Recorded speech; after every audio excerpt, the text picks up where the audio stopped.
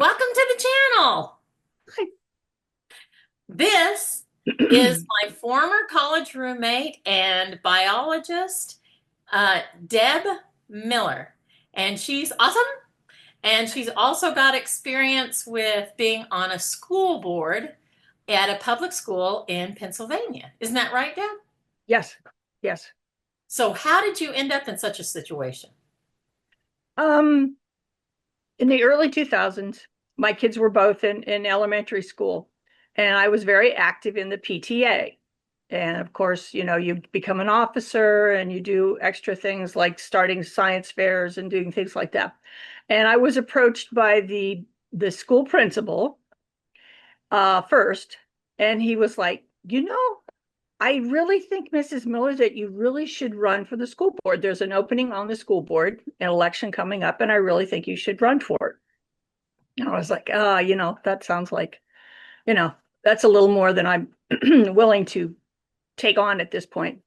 And then I had some teachers, friends who were teachers in the building, and they were like, Deb, you really need to consider doing this. So I came home and I asked Dan, and he was like, yeah, why not? Go ahead and do it. I think you'd be good at it. And I ran. I got elected and I served 20 years. Wow. So That's a um, lot of time to be on a school board. um yeah, uh, but it was an amazing experience. Um, I'm not an educator, I'm not a teacher, but I learned a great deal about education from basically all angles. And when I was first approached by the principal, he says, you can see the big picture. And I think that's what's going to help you. And I have to say that, yes, you know, um, I I feel bad for my kids because at times I had to step back from their activities that they were doing and not take a as active a role as I could potentially have taken because I did not want to cross the line of being a director, a parent. People think that you can do things because you're a school director, but you're only one of nine, you know. Right. Right. But so that's what I did. And you weren't paid, were you? I think some people think school board Oh members no, are paid. It's a non-paid position. it's a non-paid position, and basically, if you're just going to your home district, you get no mileage compensation at all. I also served on the a number of other things representing our school district. Represented on a Clarence Brown Community School. It was a special education school. I served on their board.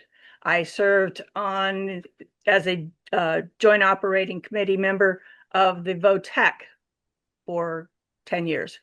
I also served on the intermediate unit, um, which is, I don't know if every state has something like this, but excuse me, the state of Pennsylvania is divided up into like 26 different units. And each unit, excuse me, That's okay. I do covers it all the time. covers um like two or three counties or whatever. And I mean, Allegheny County has one in Pittsburgh. They have one school, whatever. Okay, one unit. Um, Ours service three counties. And it basically, when I say service, it services the county, all the counties, everything from computer support, tech support of all kinds.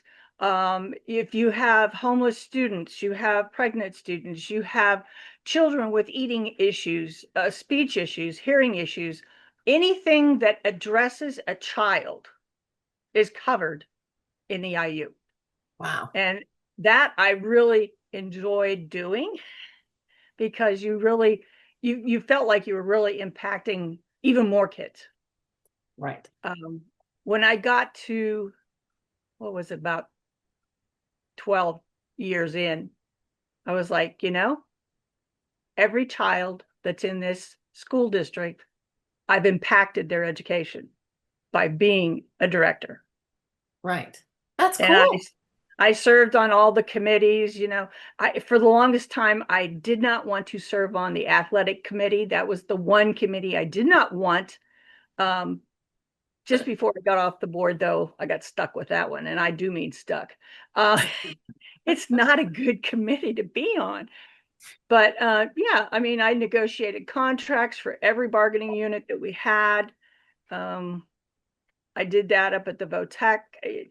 You just, it's an education for a director, and you have to be willing to put in the time and put in the effort because it really is um, can be very time consuming, and it's all for free. You do it, you know, you get nothing other than grief. You get the grief of, phone calls at night going, why are they doing this and why are they doing that? Um, I have to say, having the last name Miller was a benefit to me because it's such a common name Right. that, you know, most people didn't really know who I was. Either they knew me directly or, whatever. But I have been told since that as a director, I was very respected. To my face, they tell me this because they always knew where I stood on things. Right. I always was very vocal. Didn't always go with the pack. I'm not a lemming, you know. You know that, Eva. Oh, I know that. I know that. Yeah, yeah. Well, that it's interesting. You say you got calls. Did people approach you in public too if they knew who you were Oh when yeah. you Oh yeah. and complain? Usually it was a complaint. Oftentimes it was an issue over, like maybe a teacher's issue or something. And if it was personnel, I'm sorry, I can't say anything. I Right. really, I can't say anything about a personnel issue. But if it was something about a budget issue or, uh, you know, equipment that we needed or, I would have to say I was approached for a long period of time. I was one woman on a board of 8 men. Yeah. So, um, as a woman, I had a lot of things dumped onto my plate. I was on every single committee because I did all that stuff. But while I was only one woman on the board, I was approached by our school police, basically, security. And they were like, we really have an issue that we think you need to look into. It has to do with the safety of the students when they come out of the school and they pour out past the buses and they cross the street to go over to catch their parents so that they can leave to go to appointments and what have you. It's Right. not safe. It's not safe. And I said, okay. So I talked to different people and I looked at the system, whatever was going on. And I'm like, okay, it definitely needs to be addressed. So I took the approach of I'm going to take on each director face to face. I'm not going to approach them as a mass. I'm going to talk to each director and basically fill them in on what the issues were and what I saw potentially as a resolution to it, which was making a separate entrance off the main road for it had a loop, and we did build it. But it took me a while, a few weeks to talk to all the directors, get them all on board so that when the meeting came up and I said, okay, I have something that I think we need to address, and it's the safety of our students crossing the road. It was the high school students mainly, some middle school kids. Um, and within a matter of, like a year, it was done. I mean, it required getting permits from the state because we had to get access to a state road and do all that stuff. But yeah, I mean, that was probably one of my you know, favorite moments because I was able to personally feel like I had actually accomplished something. Yeah. And what gave you the insight to try to approach people alone first?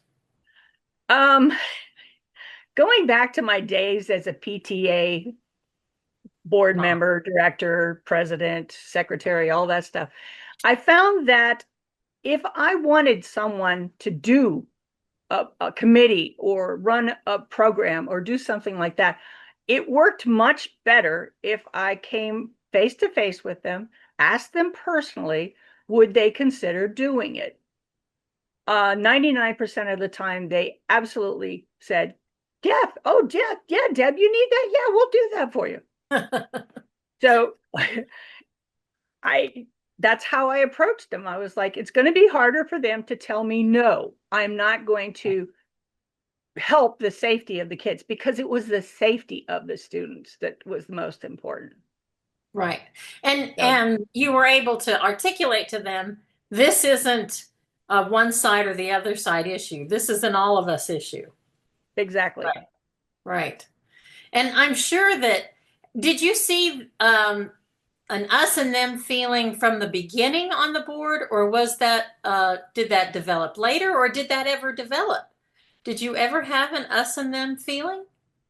Um, yes, because I was the oldest tenured director, and there were times when I was dealing with a brand new board, and they they always tend to usually they would follow along and just okay, they'd go through a learning period.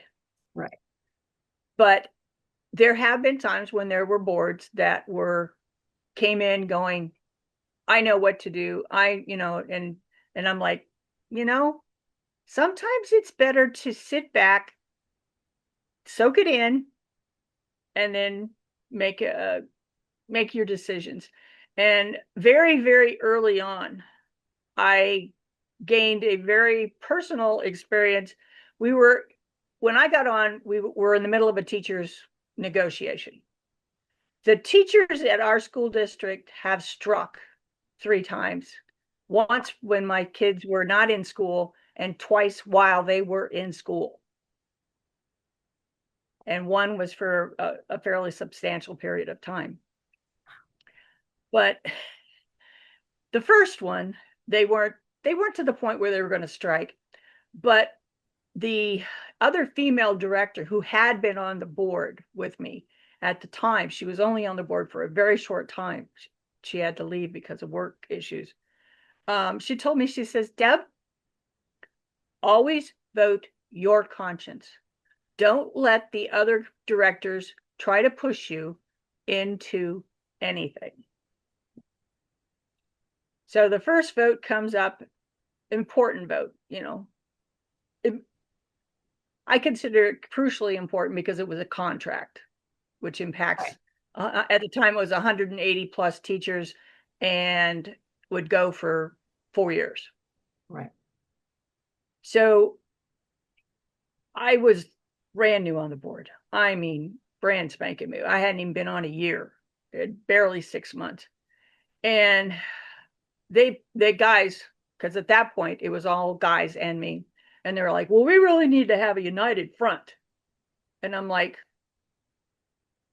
okay, but I don't feel that your contract is really what's best. It's not going to work. It's you're expecting certain things to happen that are not going to happen. And you can't threaten people into doing what you want them to do. But I kind of caved on that first one, and I said, okay, I will vote with you just because it'll be a unanimous vote. And that was the very last time I did that because I was right. The contract did not work. I mean, we had more issues than what have you. And from that point on, I I voted my conscience. What I felt was the right thing to do with Right. the information that I had. And every new director that came on the board after me, I pulled them aside and I said, always vote your conscience. Yeah. You take in the information, you read what you need to do, and then you decide what is what is the thing you want to do. Yeah. What do you feel is the best? And probably, gee, I I lost count of the number of directors that I served with because that was five different sets of, Yeah. actually more than that because I was elected with five, but every 2 years, we get new people potentially. Um, Over the 20 years I was on the board, we only raised the taxes a handful of times because we were very frugal and very, diligent about our budget. Right. Um, our issue is that we are we are north of Allegheny County, Pittsburgh school districts, all that. There's a lot of money down that way. There's a lot of, you know, Yeah. there's a lot. Okay. Yeah. We we are a very rural area. We have mostly farmers and homes, and that's it.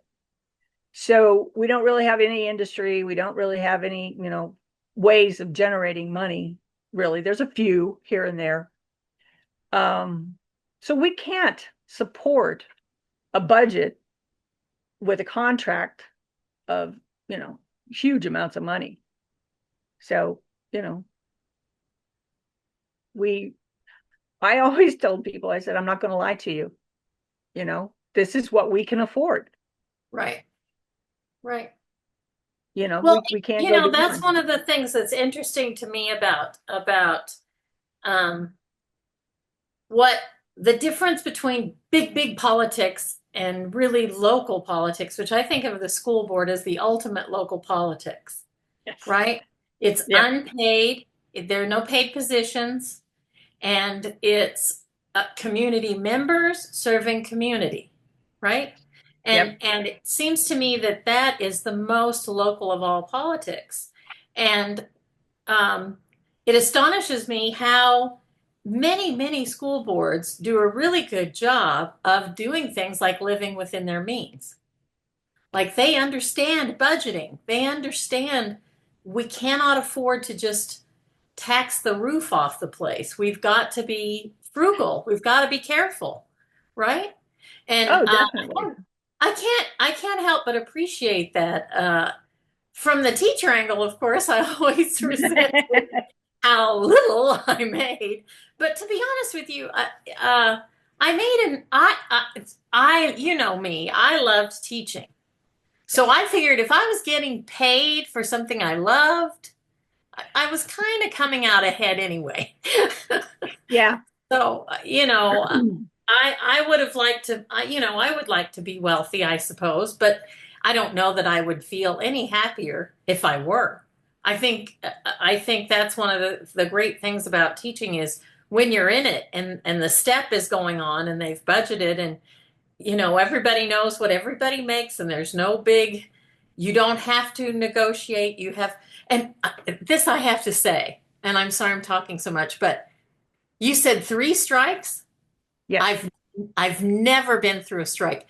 Three strikes is the sign that Pennsylvania has always had a strong union presence, Oh, yes. Yes. whatever union it was. Whereas New Mexico, I've only known of one strike in a century, right? So it's interesting to me that you said three strikes. I'm like, oh my gosh, three strikes. Well, yeah. It, but we are in our area, we are we are the top of the most strikes. I mean, nobody strikes as much as we've done. Yeah. Well, you would think there would be more strikes in New Mexico because this side of the state for years and years, it was the extraction side of the state. So there were really strong unions down here, Oh, yeah. mining unions and the oil workers and stuff like that. They had really, really strong unions, but they don't anymore, of course. It's, Yeah. and our teachers unions were never really that strong. They were mainly there to negotiate contracts and the step system. That's what they were mainly there for. And if a teacher needed some sort of protection from whatever, Yes, they had a rep. They had a rep there to protect them. right. But that was it. That was all. Um, I Now, think. I'm over the years, uh, our district is not that big. I mean, Right. we're over just over 2,000 when the kids graduated, and that was, you know, 2008 was when the youngest graduated. Um, but that was the year of a strike. And that fall we had a strike. So you have to get into school. You have to get your 180 days in, or what's approved by the state after a strike, by the end of June. Okay. So I basically took it upon myself. There were other women on the board at that time, but I took it upon myself to say, okay, we want the seniors to graduate as soon as they possibly can, because all of their documentation has to be cleared to their colleges or universities that they're going to. Yeah. So you need to get that done by the middle of the month, which would be, a couple weeks later than we normally would graduate. So we actually had our seniors come in on Saturday. They put in time. They did, this stuff so that they could graduate. And the rest of the kids went to the school, almost to the end of the month. Yeah. Yeah. Well, I think that's smart. That's a smart way to deal with it, to try to deal with it. It used to be that we did get snow here in New Mexico. We don't much anymore, but we used to get snow here, and we had snow days, and they had to be made up. Oh, You yes. We couldn't just just subtract days from the calendar and that was it. Nope. If you missed a day, you were gonna make that day up. So, Well, that was there was one of my less many. there was less prayer for canceling school. You know what I mean? Like Oh, nobody yeah. wanted to do makeup days. Well, one of my many hats that I wore was helping design calendars, getting in the Oh, 100 days. When do you start school? And I basically used the rule of thumb that the school psychologist had told me to start 3, 4, 5. You start 3 days in August, 4 days that goes into Labor Day, so that you have your 4 day. And then the week after Labor Day is the first full week of school. And he always said, Deb, the kids need that. The parents need that. And the teachers need that. They need that opportunity to build up to having the kids there all day, for the kids to be there all day, you know. huh. So that I always pushed for a 3, 4, 5 start. That's amazing. I have no idea about that. And of course, my dad was always dealing with the Oh, calendar yeah. because, of course, he was a principal. So part of what he did was contribute ideas on what they should do and that sort of thing. He also, it's funny, I don't think they do this anymore, but he also did the master schedule for his high Oh, yeah. school. Yeah. And so the counselors would participate some. There was usually one, and then Daddy making the master schedule for the classes. Um, and that's a job and a half to try to figure out the pattern, because you have X number of students, X number of ages, and X number of teachers, and you have to arrange. Yeah. The the dry erase board in the high school principal's office was the most amazing thing I had ever seen, because could he could adjust things on that just by a little bit of wiping. Okay, we're going to change this and we're going to do this. And he was the one who was doing it for the high school. Um, I like I say, I learned so many things, and partly because I asked. Yeah. When I got on the board, I didn't know anything about budgeting. I didn't know anything about sunshine laws. I didn't know anything about being a director. So I asked, is there some way that I could learn these things? And they're like, well, yes, there's the Pennsylvania School Board Association. They have these, meetings, and they meet in certain areas, and it's a multiple day thing at that time. And they would cover the legal and the budgeting and roles and responsibility. There were four things. I can't remember what the fourth one was, but that's what I did. I learned from that. Then I took that information, I went back to my school district, and I asked my financial director, and I said, could you explain what all these codes mean for our district? The financial codes. Why is this one this and that one that? And so she explained that to me. So I learned all that stuff. I soaked it all up. And it over the 20 years, it helped me immensely. Well, and Over the, you've always been a learner at heart. You yes, liked learning. yes, I yes, mean, I remember when we met, you were already a grown up. yes, I Like was. I I was was I was a brat. You were a grown up. At the time we met, I was 24 and you were 18, fresh out of high school. I had gone to a community school to become a medical laboratory technician. I had worked for 5 years. I went to a community college and got basically everything I could get there before coming to tech. So when I Right. came to New Mexico Tech, I came in as a senior. Right. I had credits that gave me senior privilege, which I really thought was fantastic because for the 3 years that I was there, I never had to pick a class that I didn't want. Right. And I could and get whatever professor, whatever class, you know. and I can remember how diligent you were at studying your material. I mean, I learned a lot about studying from watching you because you would even, like, if you had a really tough class, you would record the lectures and then Yes, take notes after listening to the lecture, as you listened to the lectures. So you not only attended the lecture, you listened to it again. And yes. I didn't know that that was an option. And of course, you were much more diligent because you were a grown up. I was a brat. I was like, ah, Well, well, ah. basically, I was paying every penny of my education. Right, So I had to make sure that I didn't waste my money. I couldn't waste time. I had to do what I had to do. I mean, and I would rewrite my notes from every class yeah. because that helped reinforce it and also made it legible.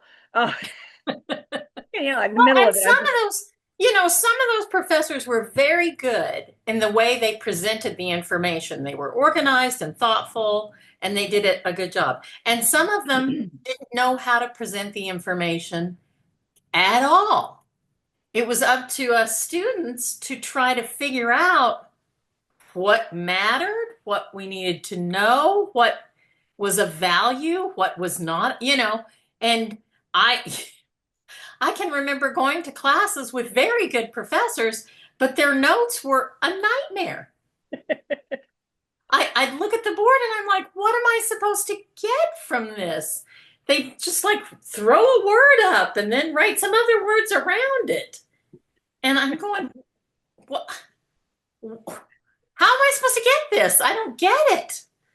But I can remember how careful you were about everything. You had a job with Dave Shortus yes, Dr. in, in, Shortus. in his genetics research. Yep, And I used to watch you keep track of the research. Remember, you'd go over on a Saturday. yep, Sometimes you were working with fruit flies and you had these gels. I understand when they show those pictures of the little lines to represent genetics. I yes. know what those represent. They really represent those little gels that you guys used to figure Yeah, out you're what was going the on. the majority of the gel, the electrophoresis that I did was on the corn genetics because Right, he had gotten his doctorate at Penn State in basically corn. I mean, he really did a lot of his work. And working with Dr. Shortis gave me the opportunity to continue doing what I had done for 5 years, worked in a medical lab. I knew how to work. I knew how to do things. Um, he approached me and he said, "Would you be willing to work in my lab?" He said, "You would do the research part of the lab, and I've got a student to do the classwork setups." And I'm like, "Okay, that's fine. I don't have a problem with doing that." And I'd be working. And the lab is just like a hallway, and there's stuff on one side, stuff on the other side. And I would have um electrophysis going on this side and titering something on that side, and I'd be doing this and I'd doing that, and I'd turn around and I'd look, and he'd be standing in the doorway just watching me. And I'm like, "Do you need something?" And he's like, "No, I'm just enjoying the The entertainment of work. you. You're just flowing from one thing to the next. You had, and in the interim, I do a few dishes, Yeah. Yeah. yeah, I mean, um, yeah, It was it was great watching that and learning that because I had not had any kind of experience like that. I had very little experience with science the way it was done at Tech, but yeah, you were already scientifically trained. So yes. you already had a lot of sense of things that other people didn't. And I just benefited like crazy. I just didn't know.